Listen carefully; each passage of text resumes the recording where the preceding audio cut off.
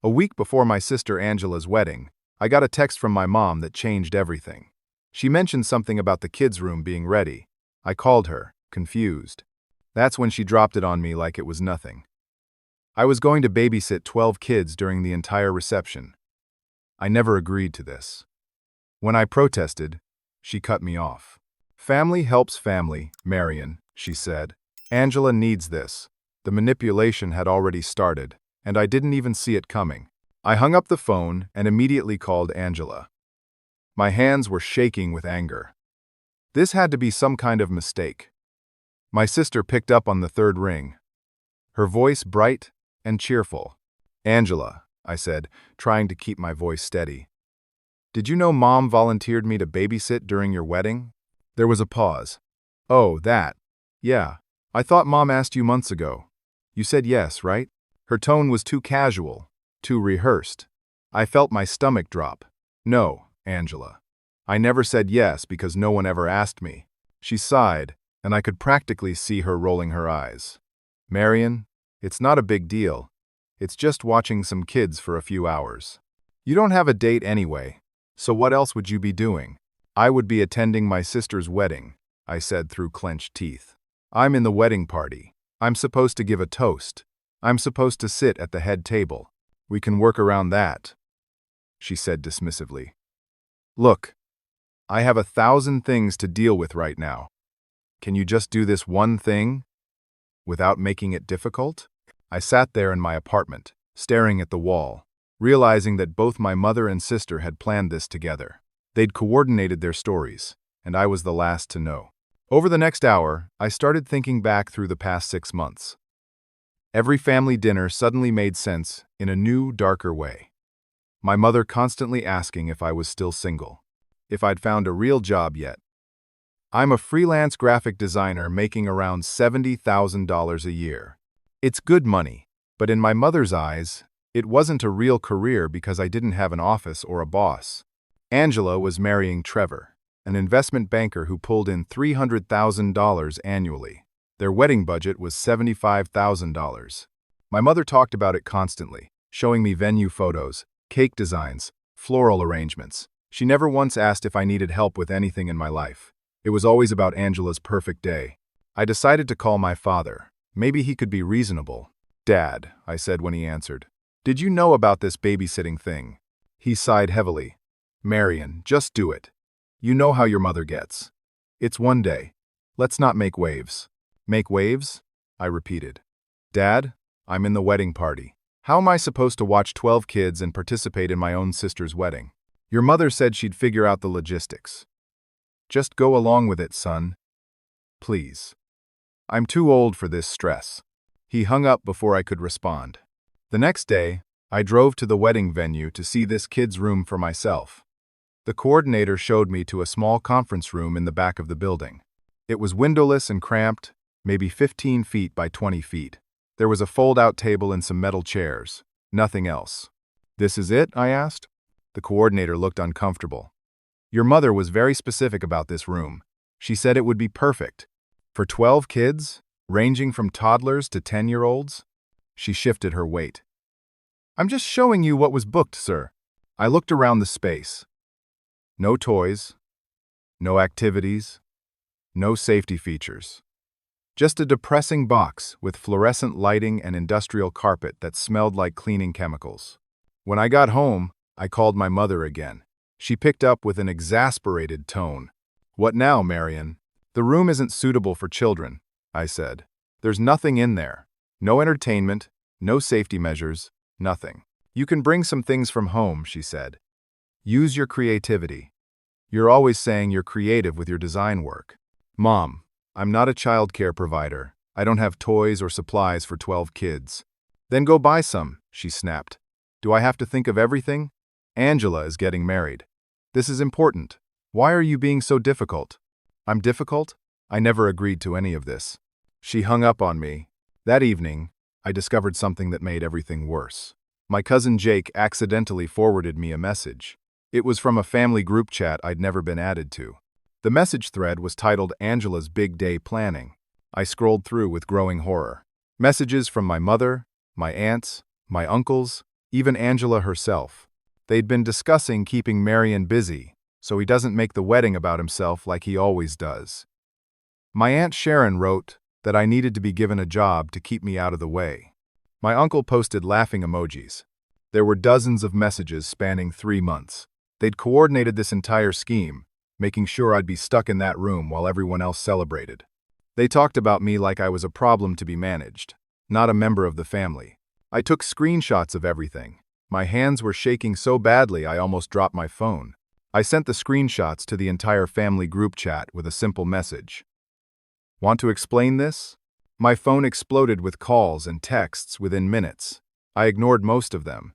Then my mother called from my father's phone, probably knowing I wouldn't answer her number. "How dare you?" she hissed when I picked up. "Those were private conversations." "Private conversations about manipulating me?" I shot back. "You've been planning this for 3 months, Mom. 3 months of lying to my face." "We weren't lying. We were organizing. There's a difference. You told everyone to keep me busy so I wouldn't make Angela's wedding about myself." "What does that even mean? When have I ever made anything about myself?" She was silent for a moment. "Your jealousy shows, Marion. Angela is getting married to a wonderful man from a good family. You're still single at 32. It's embarrassing." There it was. The real reason. Not about childcare or helping out. I was an embarrassment. "So, you decided to hide me away with a bunch of kids? To keep Trevor's family from talking to me? Don't be dramatic. We're giving you a purpose. You should be thanking us."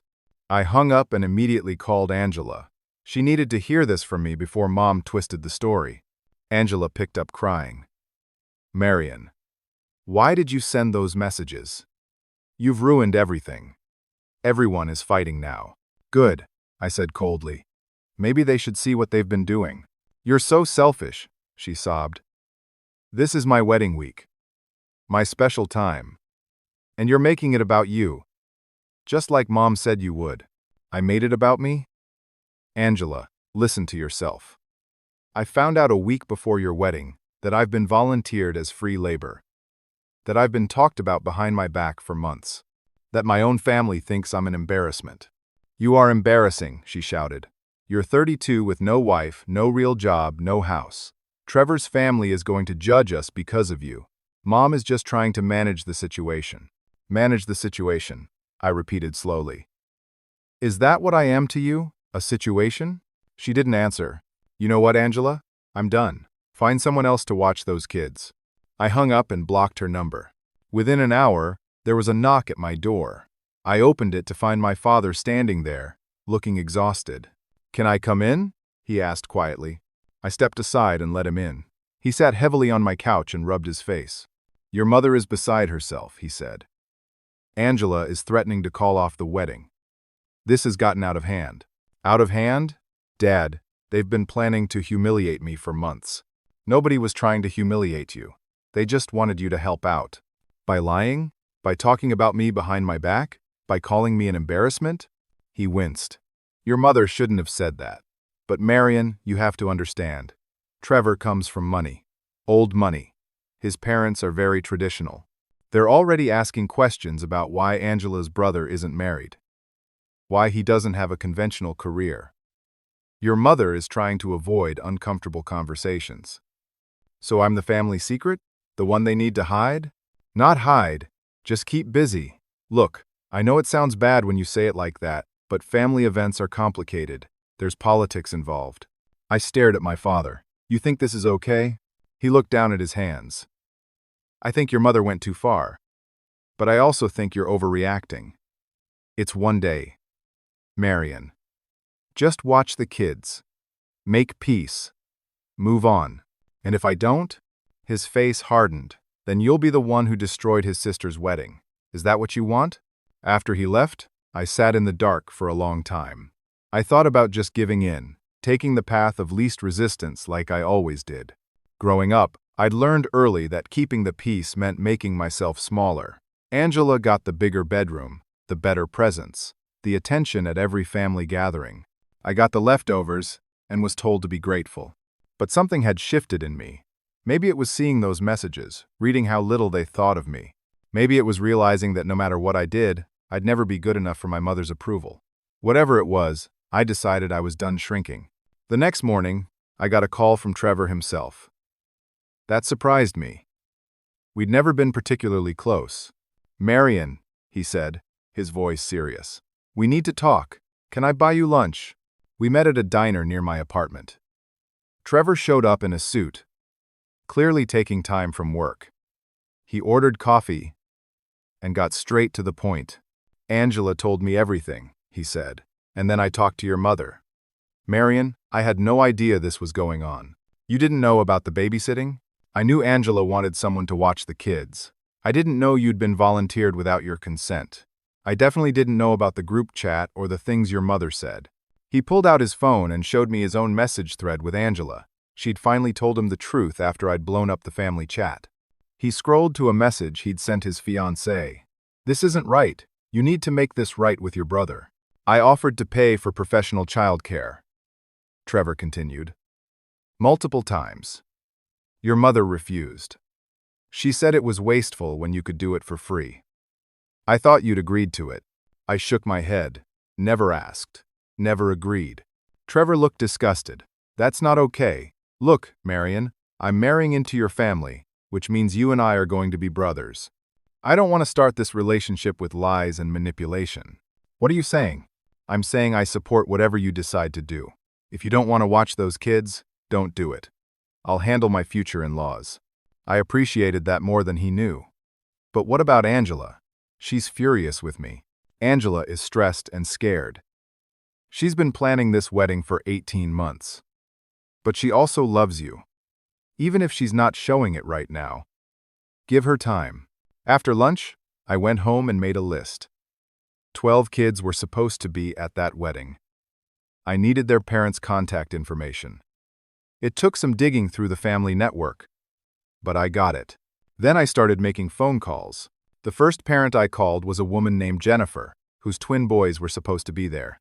I introduced myself and told her the truth. I explained that I wasn't a childcare professional, that I'd been volunteered without my consent, that the room wasn't safe, and that I wouldn't be able to provide adequate supervision. "Oh my God," she said. "Your mother told me you run a childcare service. She said you specialize in event supervision." "I definitely don't. I'm a graphic designer." There was a long pause. "Are you saying my boys won't be supervised at all?" "Not by me. I recommend making other arrangements." She thanked me profusely for the honesty and said she'd hire a sitter to stay home with the boys. I made 11 more calls, just like that. 10 of the 12 families immediately changed their plans. Some hired their own sitters. Some asked grandparents to watch the kids. 2 families decided not to attend the wedding at all since they had no childcare options. The last 2 families, the Patels and the Johnsons, insisted their kids would be fine. I tried to warn them, but they seemed to think I was being overdramatic. Then I made one more call, this one to the wedding venue. I asked to speak with the event manager, a woman named Patricia. I explained the situation and asked if I could see the liability waiver my mother had mentioned. Patricia pulled up the contract and sent me a PDF. Sure enough, there was an addendum that made me personally liable for any injuries to children under my supervision.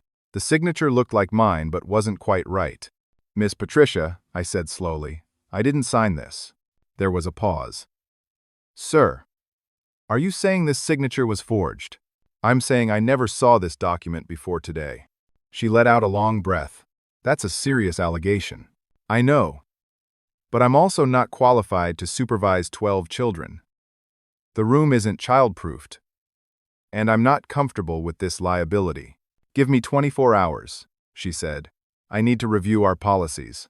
The next day, Patricia called back. "I've inspected the room personally," she said. "You're right. It's not suitable for childcare, especially not for that many children of varying ages. I'm canceling the childcare arrangement and notifying your mother in writing." "Thank you," I said, relief flooding through me.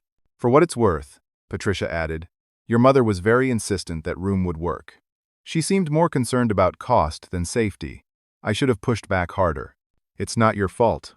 After that call, I waited. It didn't take long. My phone rang at 8 that evening. My mother. I let it go to voicemail. She called 6 more times. Then my father called. Then Angela. Then my Aunt Sharon. Then my cousin. My phone wouldn't stop buzzing. Finally, I answered when my mother called for the 9th time. "What did you do?" she screamed before I could say hello. The venue canceled the childcare arrangement. They sent me a letter saying the room isn't safe. "This is your fault." I told them the truth, I said calmly. The room wasn't safe. I'm not qualified. And I never agreed to do it. You went behind my back. You sabotaged your sister's wedding. I protected myself from a liability I never agreed to. There's a difference. She was breathing hard. You're uninvited.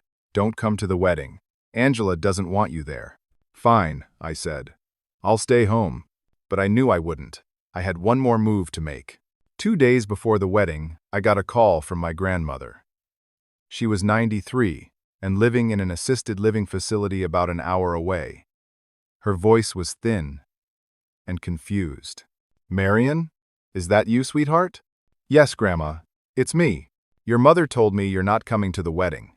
She said you had a fight with Angela. She said you're trying to ruin everything." "Why would you do that, honey? I was so looking forward to seeing you." My heart sank. Of course, my mother had gotten to her first. "Grandma, that's not what happened. Can I come visit you?" I need to explain something. I drove out the next morning and found my grandmother in her small apartment. She had dementia that came and went. Some days, she was sharp as ever. Other days, she didn't know what year it was. Today seemed to be a good day. She made me tea and sat across from me with clear eyes. "Tell me what's really going on," she said. So I did. I told her everything. The babysitting setup, the group chat, the manipulation, the lies. I showed her the screenshots on my phone. She read them slowly, her face growing sadder with each message. "Your mother has always been like this," she said finally. "Did you know that?" "Like what?" "Afraid of what people think, desperate for approval." When she was growing up, my husband and I struggled financially. We couldn't give her the things other kids had. She was embarrassed by us. When she married your father, she was so relieved he had a good job and came from a respectable family.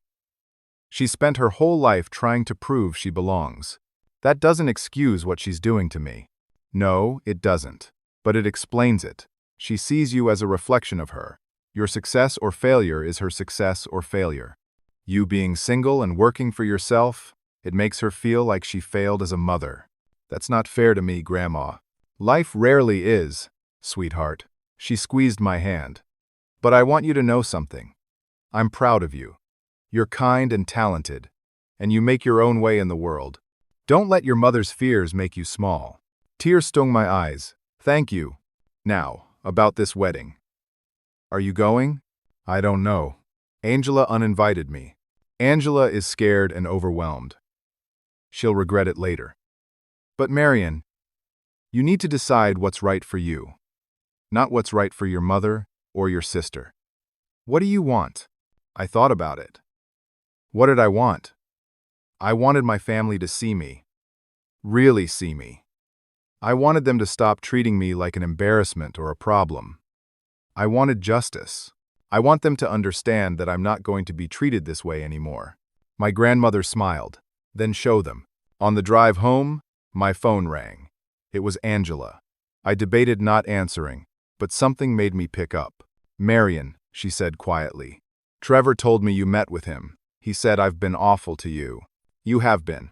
I know." She was crying. "I'm so sorry. I got so caught up in the wedding stress and Mom's opinions that I forgot you're my brother. I forgot that you matter more than any of this. Do you really think I'm embarrassing?" "No." She sobbed. "I don't. Mom put that in my head. She's been saying things for months about how Trevor's family will judge us, how we need to present the right image. I let her poison me against you. Angela, I need you to understand something. I'm not watching those kids. I'm not going to be hidden away while everyone else celebrates. Either I come as your brother and guest, or I don't come at all. I don't want you to watch the kids," she said. "I never wanted that. It was Mom's idea. She told me you'd volunteered. I believed her because I wanted to believe everything would be easy and perfect. Did you know she forged my signature on a liability waiver?" "She what?" Angela sounded genuinely shocked. "No, Marion, I didn't know that. That's insane. It's fraud, actually. Oh my God.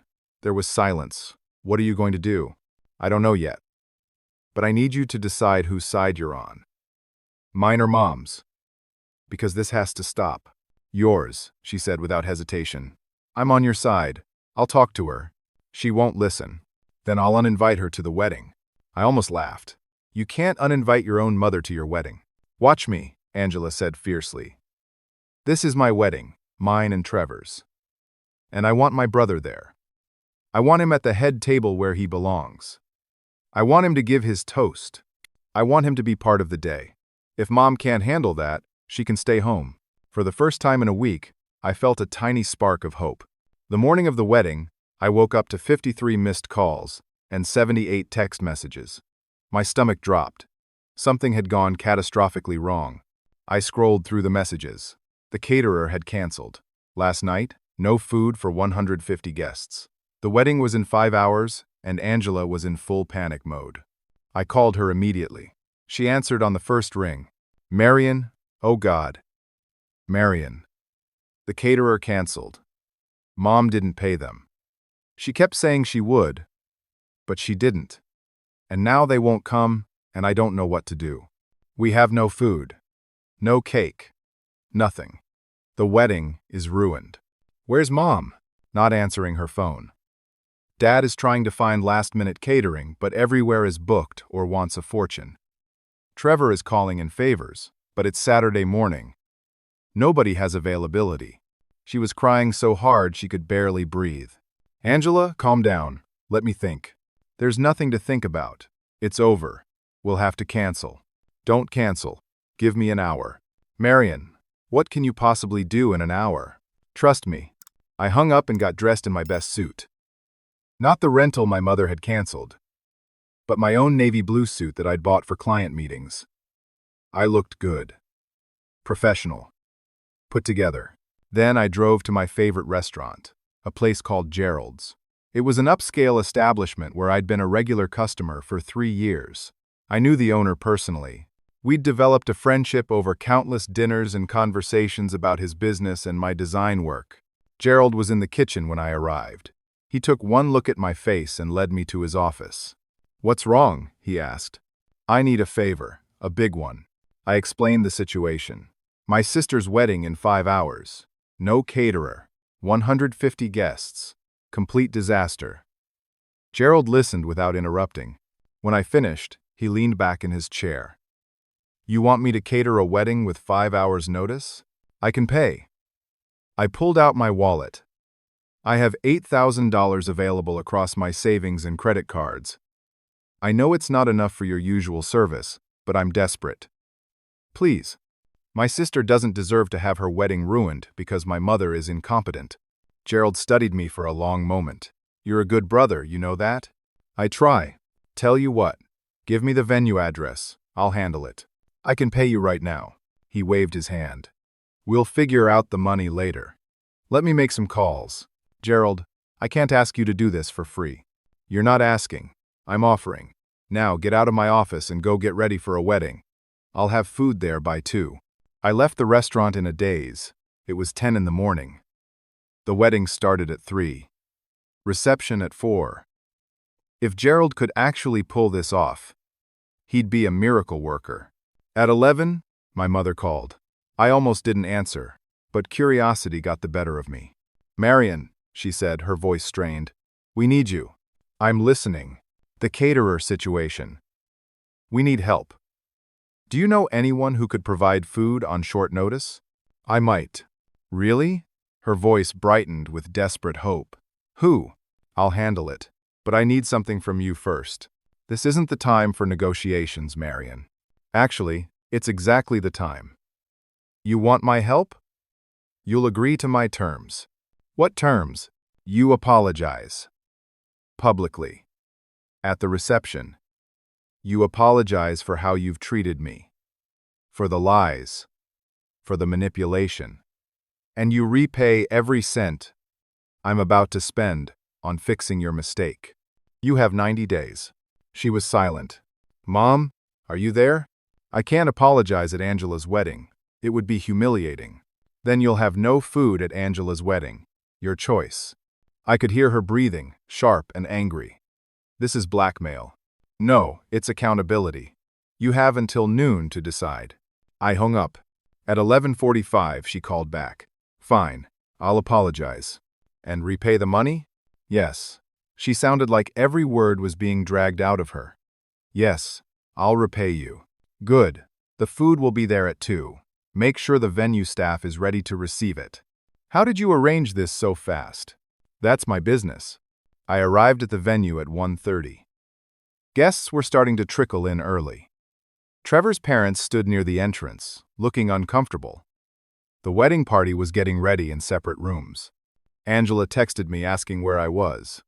I told her I was handling things and to focus on getting ready. At 2 on the dot, 3 large catering vans pulled up. Gerald himself got out of the first one, followed by his entire kitchen staff. They started unloading trays and warming units and serving equipment. I met Gerald at the back entrance. You actually did it. Did you doubt me? He grinned.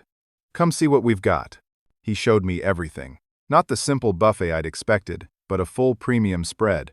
Herb-crusted salmon, roasted prime rib, garlic butter lobster tails, truffle mac and cheese, roasted vegetables, fresh salads, artisan breads, 3 types of potatoes, and desserts. So many desserts. Gerald, this is incredible. How much do I owe you? He pulled out an invoice. It was marked paid in full with a note. Courtesy of Gerald's, for Marion's family. What? No, I can't let you do this. Too late. Already done. He clapped me on the shoulder. You've been coming to my restaurant for 3 years. You've brought me clients. You've treated my staff with respect. You've tipped well even when you were clearly having a tough month. This is my wedding gift to your sister. And my gift to you for being a stand-up guy. I felt my throat tighten. I don't know what to say. Say you'll stop by next week and tell me how the wedding went. The venue staff helped set everything up in the reception hall. The transformation was stunning. What had looked like a disaster that morning now looked like a high-end celebration. Trevor found me at 2:30. He was in his tuxedo, looking relieved and grateful. You saved us. Angela told me you arranged everything. I had help from a good friend. Your mother is looking for you. I bet she is. Trevor lowered his voice.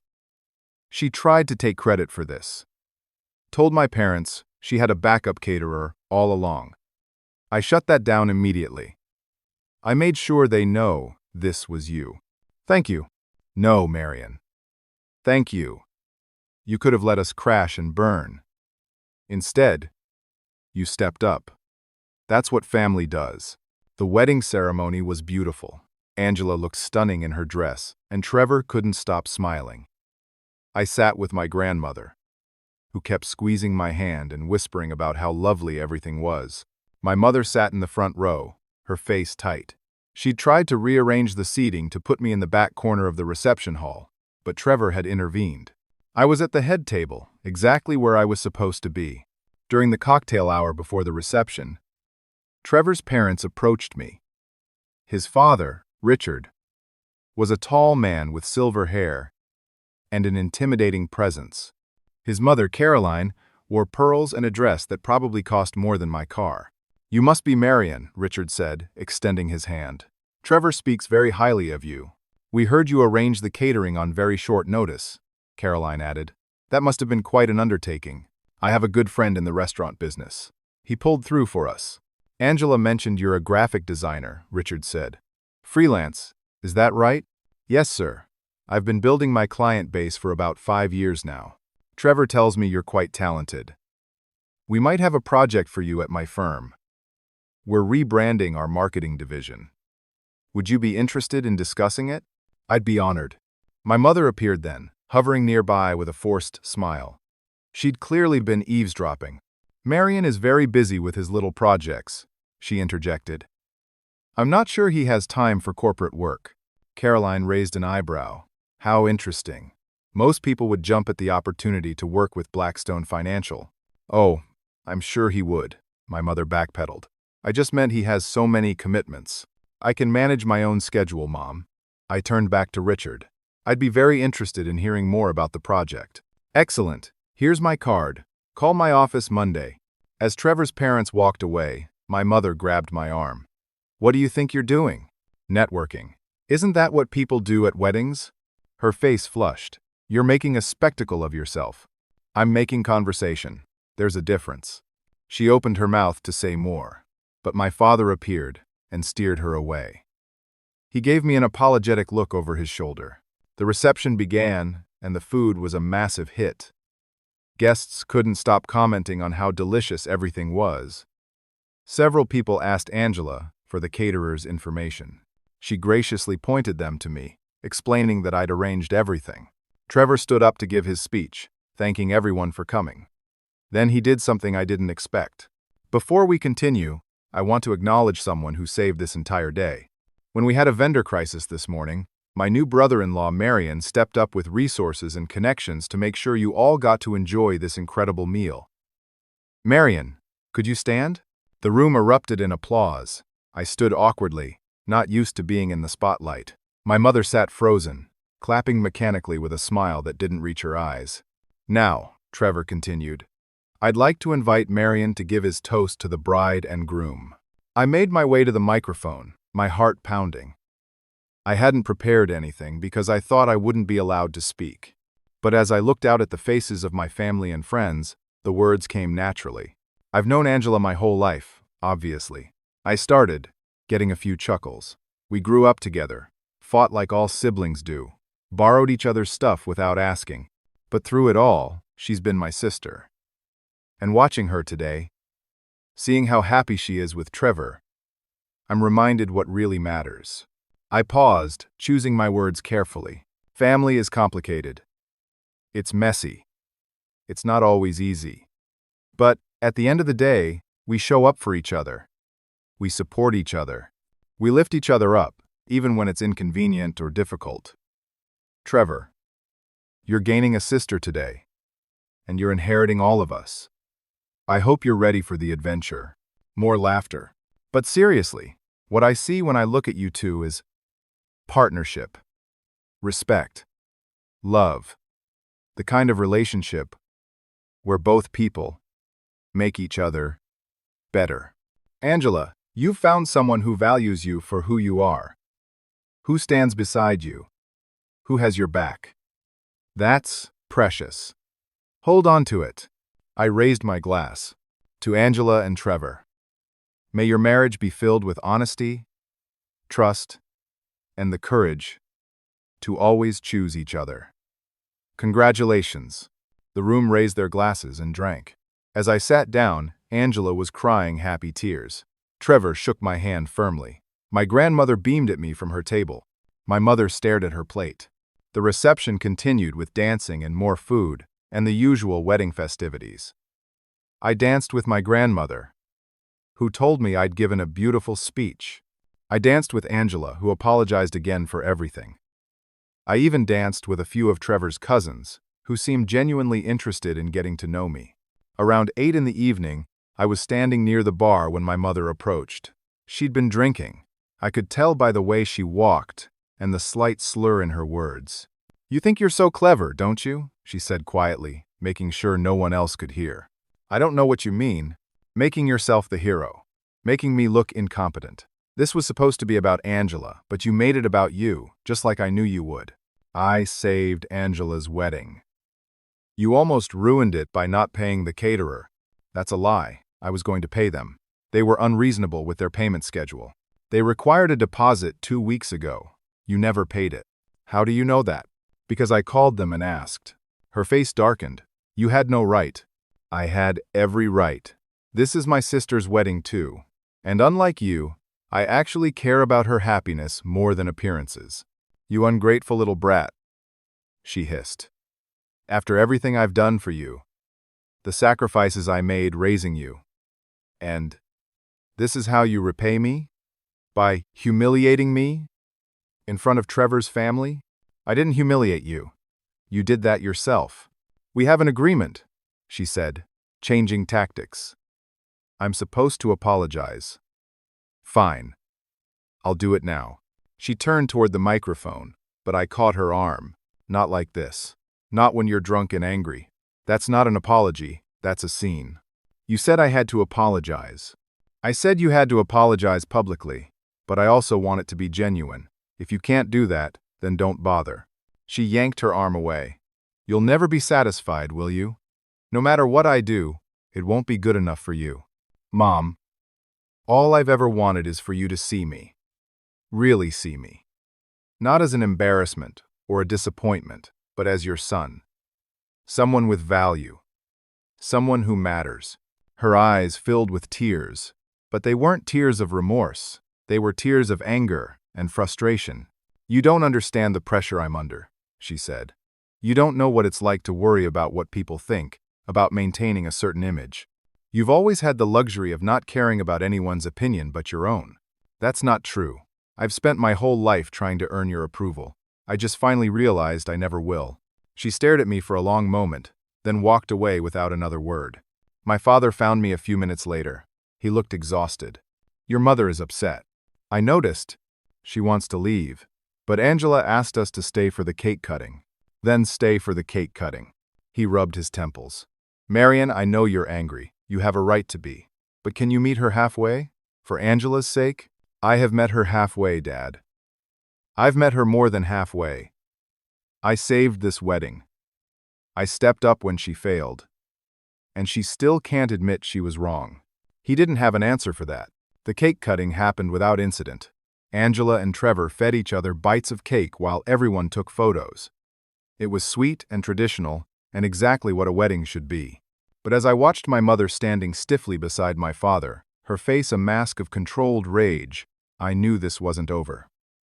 Not by a long shot. The wedding wound down around 10. Guests started filtering out, hugging the bride and groom, and complimenting the beautiful event. Trevor's parents made a point of finding me before they left. Monday morning, Richard reminded me, call my office. We'll set up a meeting. I will. Thank you again. After they left, I helped the venue staff clean up. It was easier than standing around making awkward small talk with relatives who'd been part of that group chat. Angela and Trevor left in a limousine covered in tin cans and streamers, heading to a hotel before their honeymoon flight the next morning. My grandmother needed a ride back to her facility, so I drove her. She dozed in the passenger seat, worn out from the long day. When I walked her to her door, she hugged me tight. I'm proud of you, Marian. You did good today. Thanks, Grandma. Your mother will come around eventually. Give her time. I'm not sure she will.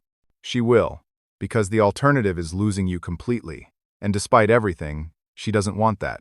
I hoped my grandmother was right, but I had my doubts. When I got home, it was nearly midnight. I was emotionally exhausted. I kicked off my shoes, loosened my tie, and collapsed on my couch. My phone buzzed. A text from Angela. Thank you. Doesn't even begin to cover it. You saved my wedding. I love you, big brother. I smiled and texted back. Love you too. Enjoy your honeymoon. Then another text came through. This one from my father. Your mother isn't speaking to me. She blames me for not controlling you. This is getting out of hand. Please call her tomorrow and make peace. I stared at the message for a long time before responding. I'll think about it, but I already knew I wouldn't call. This wasn't about making peace. This was about my mother refusing to take responsibility for her actions, and I was done enabling that pattern. The next morning, I slept in late. When I finally woke up, I had 17 new messages. Most were from relatives commenting on the wedding. A few were from my mother, increasingly frantic. Call me immediately. We need to talk about your behavior yesterday. You embarrassed this family. Your father is furious with me because of you. I need you to fix this. I deleted them all without responding. Instead, I called Gerald to thank him again and arranged to bring him payment. He refused to discuss money. It's done, Marian. Let it go. Just bring me some new clients and we'll call it even. You gave me at least $15,000 worth of food and service. And you've brought me double that in business over the years. Stop arguing and accept the gift. On Monday morning, I called Richard's office at Blackstone Financial. His secretary scheduled me for a meeting on Wednesday. I spent Tuesday preparing my portfolio and researching their company. Wednesday's meeting went better than I could have imagined. Richard and his marketing team wanted a complete rebrand. Logo, website, print materials, social media templates. It was a 6-month project with a budget of $120,000. We'd like to bring you on as our primary designer, Richard said. We've been through 3 agencies in the past 2 years. Trevor vouches for your work ethic, and Trevor doesn't vouch for anyone lightly. I'd be honored to work with you. We shook hands and I left with a signed contract. It was the biggest project of my career. My freelance business was about to become very successful. I called my father with the news. He was genuinely happy for me. That's wonderful, son. Congratulations. Thanks, Dad. Have you talked to your mother yet? No. Marion, she's miserable. She hasn't left the bedroom in 3 days. That's not my responsibility. He sighed. I know you're hurt, but she's still your mother.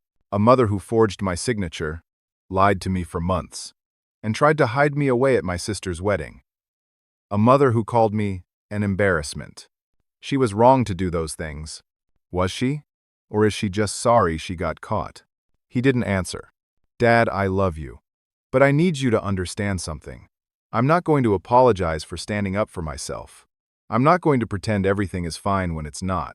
Mom needs to take real accountability, not just say empty words because it's expected. What if she can't? Then that's her choice. And I'll have to live with it. After we hung up, I felt sad but also strangely free. For the first time in my life, I wasn't bending myself into knots trying to please my mother. I wasn't making myself smaller to fit into her vision of who I should be. Over the next 2 weeks, Angela and Trevor returned from their honeymoon. We met for dinner at Gerald's, and I told them about the Blackstone contract. That's incredible, Angela said. Richard must really like you. He seems to, I agreed. Trevor, did you have anything to do with this? Trevor shrugged with a small smile. I might have mentioned you were available and talented. The rest was all you. I appreciate it. Angela reached across the table and took my hand. Marion, I need to say something. I've been thinking a lot about how I treated you. How I let Mom influence me. How I prioritized her opinion over your dignity. I'm ashamed of myself. You already apologized. I know. But I need to do more than apologize. I need to change. Trevor and I have talked a lot about boundaries. About what kind of family we want to build together. And we both agree that the toxic patterns from my childhood end here. What does that mean? It means I'm not letting Mom manipulate me anymore. It means I'm standing up for you, even when it's uncomfortable. It means choosing what's right over what's easy. I felt tears prick my eyes. That means everything to me. She squeezed my hand. You're my brother. You deserve better than how we've treated you. After dinner, Trevor pulled me aside. One more thing, he said quietly. Your mother has been calling Angela constantly. Crying. Saying the family is falling apart, blaming you for everything. Angela isn't falling for it, is she? No, but she's worried about your dad. He's caught in the middle, and it's taking a toll on him. I know. He calls me every few days asking me to make peace. What are you going to do? I honestly don't know. Part of me wants to just cave. Go back to how things were. Make everyone comfortable again. But the other part knows that would be a betrayal of myself. I can't unsee what I've seen. I can't unknow what I know. Trevor nodded. For what it's worth, I support whatever you decide. Just make sure you're deciding for you, not for anyone else. The next day, my father showed up at my apartment unannounced. He looked like he'd aged 10 years in the past month. His face was drawn, and there were dark circles under his eyes. Can we talk? He asked. I let him in and made coffee. We sat at my small kitchen table, the silence heavy between us. Your mother wants you to know she's sorry, he finally said. Did she say that, or are you saying it for her? He looked down at his hands. She's struggling to put it into words. But I can see she's hurting. Dad, I'm hurting too. But no one seems concerned about that. I'm concerned. I see what this is doing to you. And I see what it's doing to our family. Marion, I'm asking you, as your father, to consider forgiving her. Forgiving her for what exactly? For the babysitting scheme? For the group chat? For calling me an embarrassment? For forging my signature? For lying about the caterer? For trying to take credit for the food I arranged? Which part am I forgiving? He rubbed his face wearily. All of it. I'm asking you to forgive all of it and move forward. And what does moving forward look like? Do I just pretend none of it happened? Do I go back to being the family disappointment who keeps his mouth shut? No one thinks you're a disappointment. Mom does. She's made that abundantly clear. He was quiet for a long time. Then he said something that surprised me. She's jealous of you.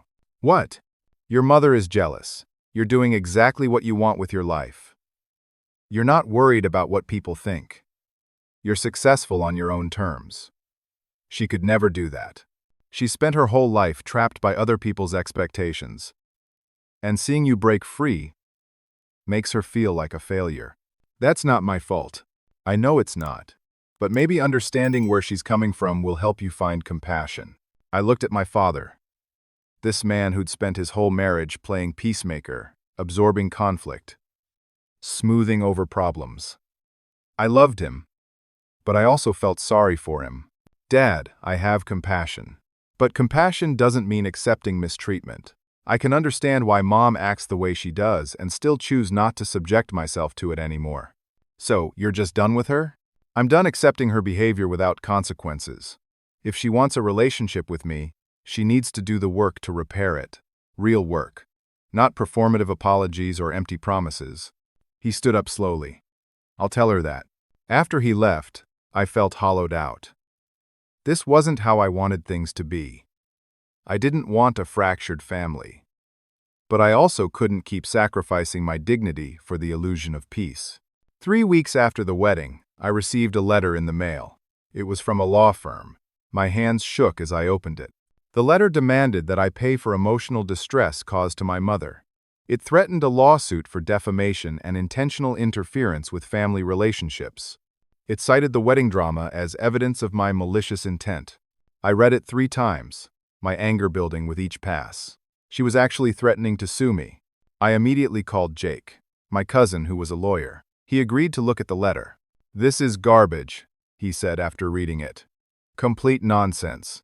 She has no case. This is a bullying tactic. Can she actually file a lawsuit? Anyone can file anything.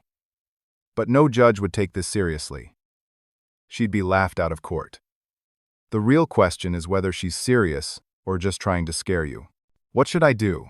Nothing. Don't respond. Don't engage. If she actually files, which I doubt, we'll deal with it then. But Marion, you should know this is escalating in an unhealthy way. Tell me about it. The next day, my father called. I almost didn't answer, but something made me pick up. Marion, what did you do? Your mother got a letter from a lawyer, she consulted. She thinks you're going to sue her or press charges for the forged signature. I'm not suing anyone. She's the one who sent me a threatening letter. What? No, that's not what happened. She consulted a lawyer about protecting herself. Dad, I have the letter right here. It threatens me with a lawsuit for emotional distress and defamation. There was a long silence. Let me call you back. He called back an hour later. You're right. She sent the letter. I didn't know. Marion, I'm sorry. This has gone too far. You think? I told her this needs to stop. I told her she's pushing you away permanently. She said she doesn't care, that you've chosen your path and she's protecting herself. Protecting herself from what? I haven't done anything to her. In her mind, you've humiliated her. You've turned Angela against her. You've ruined her reputation with Trevor's family. She's convinced you're the villain in this story. And what do you think, Dad? He took a deep breath. I think my wife has serious issues that I've been enabling for 35 years. I think she's driven a wedge between herself and both of our children. And I think if I don't start standing up to her, I'm going to lose my kids. I felt tears stinging my eyes. That's the first honest thing you've said to me in a long time. I know. I'm sorry. I've been a coward. It was easier to keep the peace than face the truth. But I can't do that anymore. You and Angela are my children. You come first. What are you going to do? I'm going to tell your mother she needs therapy. Professional help. Because I can't fix this, and you shouldn't have to deal with it. If she refuses, I'm going to move out temporarily until she agrees. You'd leave her? His voice broke. I don't want to, but I also don't want to lose my kids. She needs to make a choice. 2 days later, Angela called me in tears. Mom called her and said Dad left. He's staying at a hotel. Mom blames me. She says I turned you against her, and now Dad is leaving, and it's all my fault. It's not your fault, Angela. None of this is your fault. She says she's going to kill herself. She says we've destroyed her life. My blood ran cold. Did she say that specifically? Yes. She said she has nothing left to live for. Call Dad right now. Tell him what she said. Then call 911 if you think she's serious. You think she'd actually do it? I don't know, but we can't take that chance. The next few hours were chaos. My father went back to the house. My mother was fine, not in any immediate danger, but she'd made the threat to manipulate Angela into feeling guilty. The police did a welfare check. They recommended psychiatric evaluation. My mother refused. By evening, my father was back at his hotel, and my mother was alone in their house, calling every relative to tell her version of events. Her version, where her ungrateful children had destroyed her life, where her husband abandoned her, where she was the victim of a conspiracy. Some relatives believed her. Others called me or Angela to get the real story. The family was splitting into factions. My grandmother called me late that night. I could hear the exhaustion in her voice. Marion, honey, this has to stop. I know, Grandma. I don't know how to stop it. Your mother needs help that you can't give her. Professional help. But she has to want it. Nobody can force her. What if she doesn't want it? Then you have to accept that and build your life anyway. You can't sacrifice yourself trying to fix someone who doesn't want to be fixed. It feels like giving up. It's not giving up. It's accepting reality. Sometimes the most loving thing you can do is let someone face the consequences of their choices. We talked for another hour. She told me stories about her own life, about choosing to leave a toxic relationship, about learning that she couldn't save everyone. By the time we hung up, I felt lighter. Not happy, but clearer about what I needed to do. The next morning, I wrote a letter to my mother. I didn't send it through a lawyer or make it formal. I just wrote from my heart. Mom, I started. I don't hate you. I don't want you out of my life forever. But I also can't continue a relationship where I'm constantly diminished and disrespected. You've made it clear that you see me as an embarrassment, that my choices aren't good enough for you, that my success doesn't matter because it doesn't look the way you think it should. I've spent 32 years trying to earn your approval. I'm done. Not because I don't love you, but because I finally love myself enough to stop accepting crumbs of affection. If you want a relationship with me, it needs to be built on mutual respect. That means acknowledging the harm you've caused.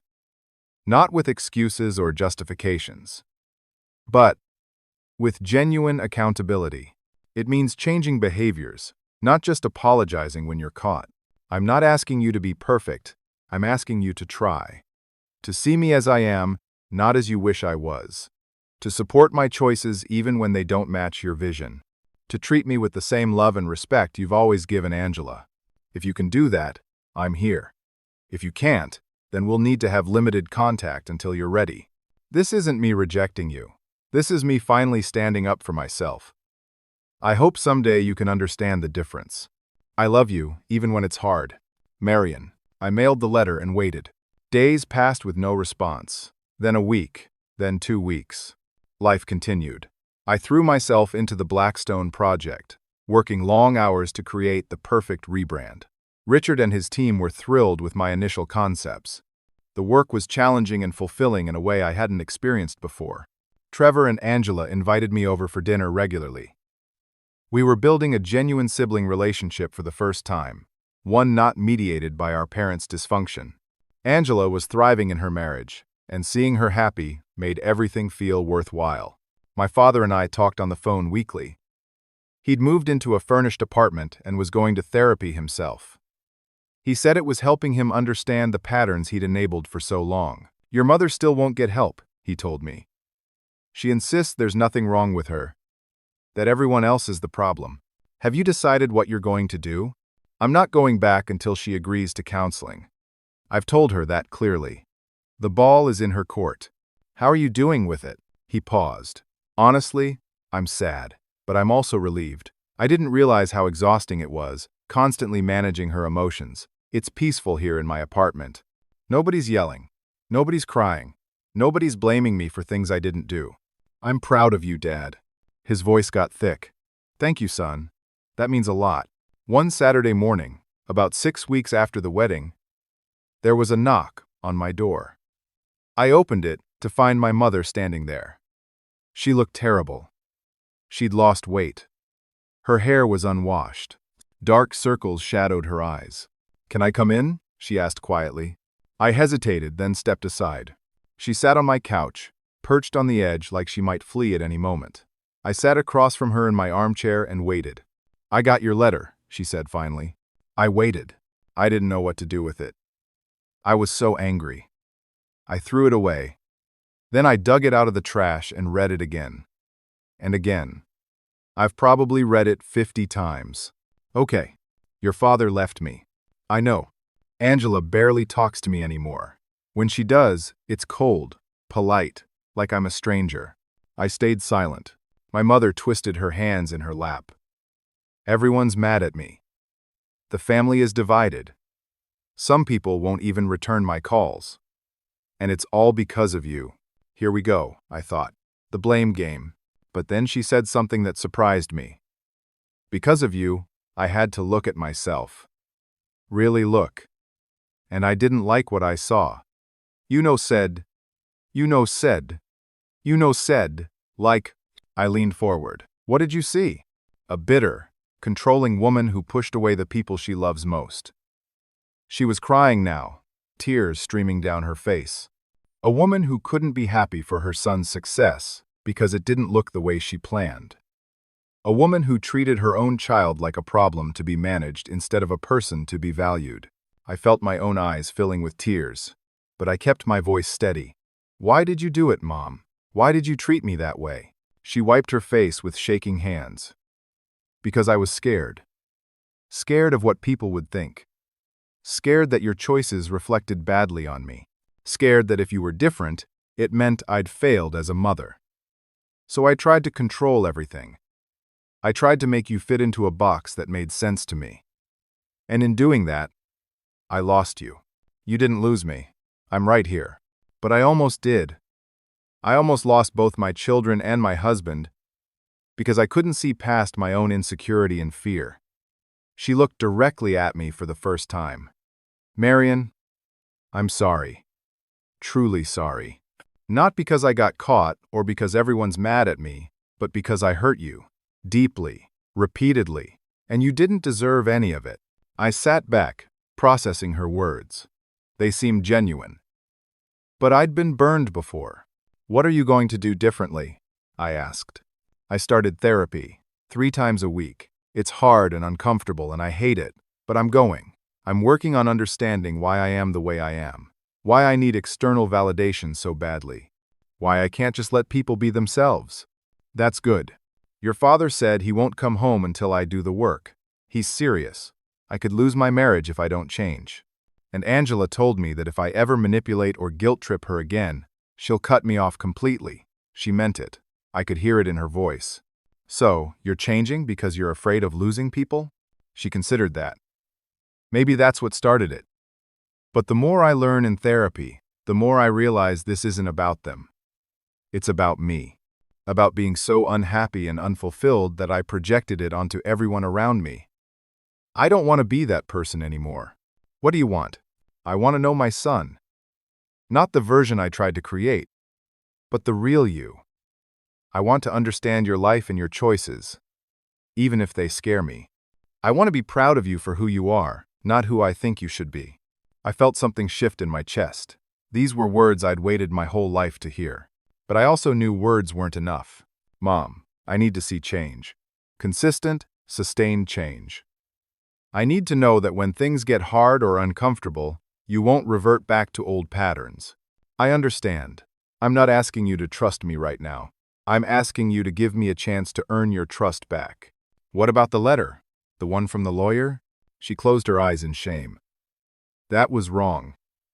I was lashing out. Trying to hurt you the way I felt hurt. I've withdrawn it. There's no lawsuit. There never should have been. And the money you owe me? For the wedding food? She opened her purse and pulled out a check. $8,000. It's all here. I sold some jewelry to get it. I took the check, surprised. You didn't have to do that so quickly. We said 90 days. I wanted to show you I'm serious. Actions, not just words. We sat in silence for a few minutes.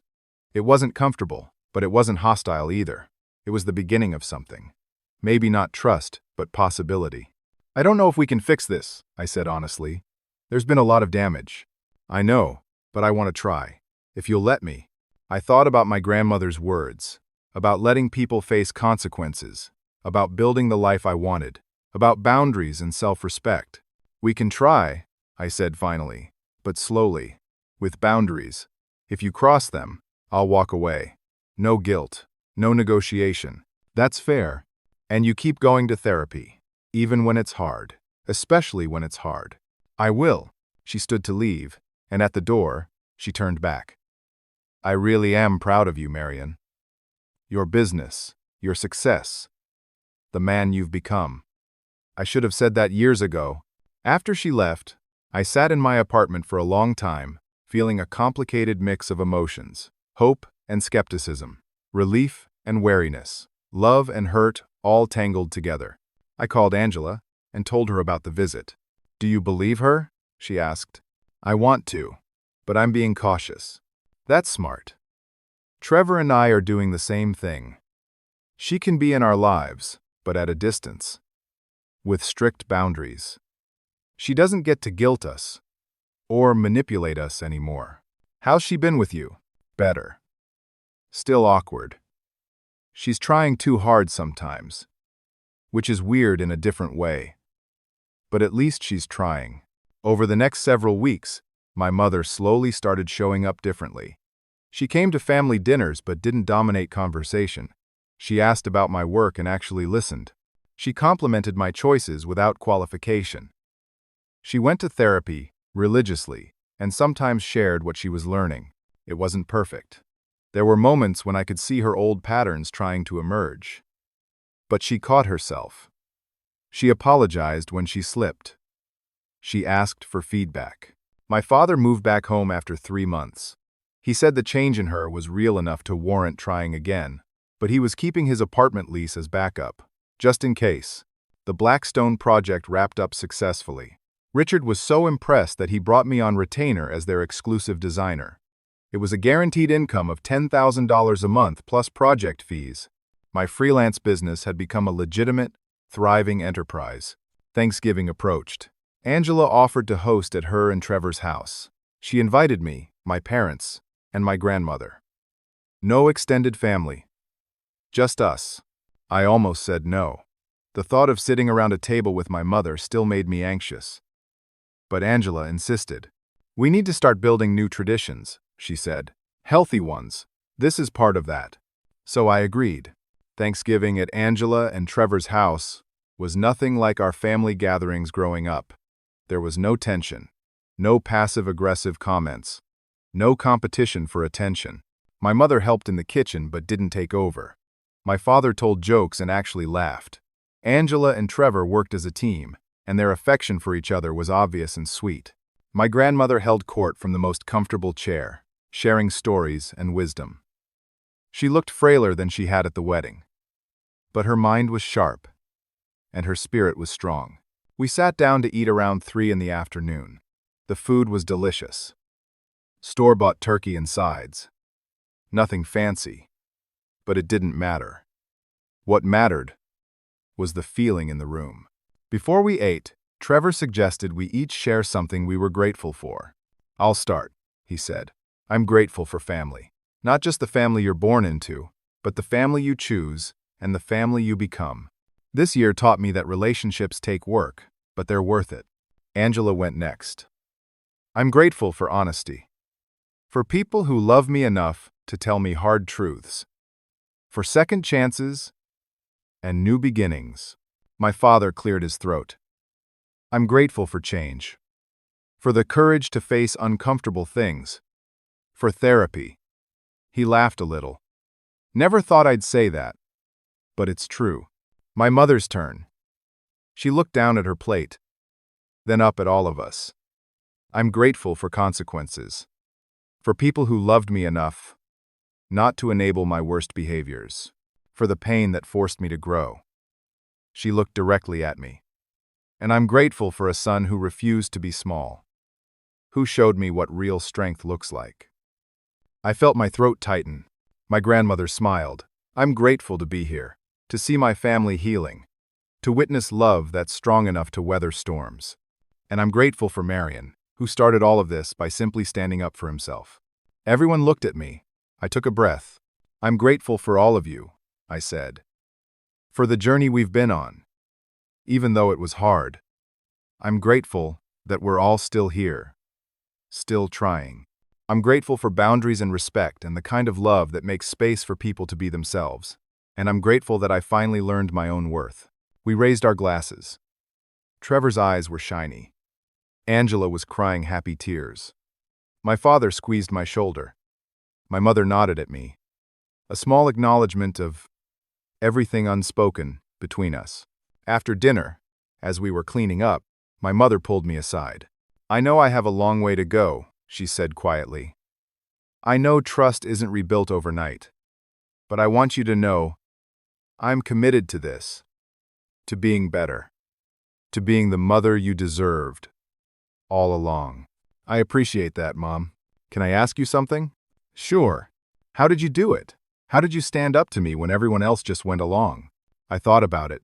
I think I just got tired of disappearing. Tired of making myself small so other people could feel big. Tired of waiting for permission to matter. She nodded slowly. I spent my whole life waiting for permission too. Permission to be happy, to be proud, to be enough. I gave that power away to everyone else. You taught me that I'm the only one who can give myself that permission. It was the most insightful thing I'd ever heard her say. The evening wound down peacefully. My grandmother dozed in her chair. Angela and Trevor sat close on the couch, his arm around her shoulders. My father and I talked about the football game on TV. My mother sat quietly, watching all of us, and for the first time in my memory, she looked content. As I was leaving, she walked me to my car. The night air was crisp and cold, promising winter. Thank you, she said. For what? For not giving up on me completely. For leaving the door open just enough that I could find my way back through. I'm glad you walked through it. She hesitated, then gave me an awkward hug. I hugged her back, and it didn't feel forced or uncomfortable. It felt like the beginning of something real. Driving home, I thought about the past few months. The chaos and pain. The betrayal and anger. The standing up and speaking out. The consequences and the changes. I thought about the babysitting scheme that had started everything. 12 kids I never watched. A wedding I almost didn't attend. A family that almost fell apart. But mostly I thought about the man I'd become through it all. Someone who knew his worth. Someone who wouldn't be diminished. Someone who could set boundaries and keep them. Someone who understood that real love doesn't require you to disappear. 6 months later, I sat in my new office. I'd rented a small commercial space for my growing design business and hired 2 junior designers to help with the workload. Blackstone Financial's rebrand had won an industry award. Richard recommended me to 3 other companies. My calendar was booked solid for the next year. Angela announced she was pregnant. I was going to be an uncle. She asked me to be the baby's godfather. I said yes without hesitation. My father and mother were doing marriage counseling together now, working through decades of dysfunction. They had good days and bad days, but they were trying. That was something. My grandmother's health was declining, but she was still sharp.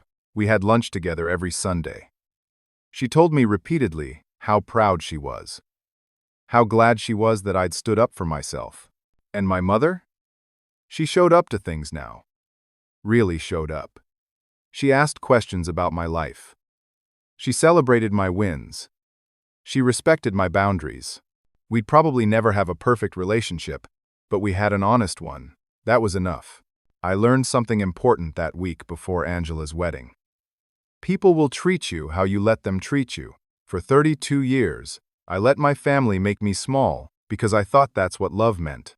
Sacrificing yourself, disappearing to make space for others. But real love doesn't require you to disappear. Real love makes space for everyone.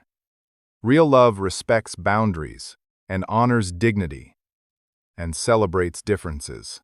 It took 12 imaginary babysitting charges and one ruined caterer for me to finally see that. And you know what? I'd do it all again. Because the man sitting in this office, respected and valued and building the life he wants, that's who I was always meant to be. Sometimes you have to save yourself before you can save anyone else. Sometimes the most loving thing you can do is refuse to be diminished. Sometimes standing up for yourself isn't selfish. It's survival. Self-respect isn't selfish. Boundaries aren't betrayal. And sometimes the best thing you can do for your family is show them what healthy looks like, even if it's uncomfortable, even if it costs you something, even if it means walking through fire first. I don't regret a single moment of it. Not the confrontation, not the pain, not the standing alone. Because on the other side of all that was freedom. The freedom to be myself. The freedom to build relationships based on mutual respect rather than obligation. The freedom to know that I'm enough, exactly as I am. And that freedom, that was worth fighting for. So here's my question for you. Have you ever had to stand up to your family? Have you ever drawn a boundary that others called selfish? Have you ever chosen yourself when everyone expected you to sacrifice? Drop your story in the comments below. I'd love to hear how you handled it. And if this story resonated with you, if it made you think about your own relationships and boundaries, do me a favor, hit that like button. Subscribe to the channel for more stories about real-life struggles and triumphs. Share this with someone who might need to hear that it's okay to stand up for themselves. Your support helps me keep bringing you these stories. Thank you for listening. Thank you for being part of this community. And remember, you're allowed to take up space. You're allowed to matter. You're allowed to be seen and valued exactly as you are. Until next time, take care of yourselves. Set those boundaries. Stand in your truth. And never let anyone make you feel like you need to be smaller to fit into their comfort zone. You deserve better than that. We all do.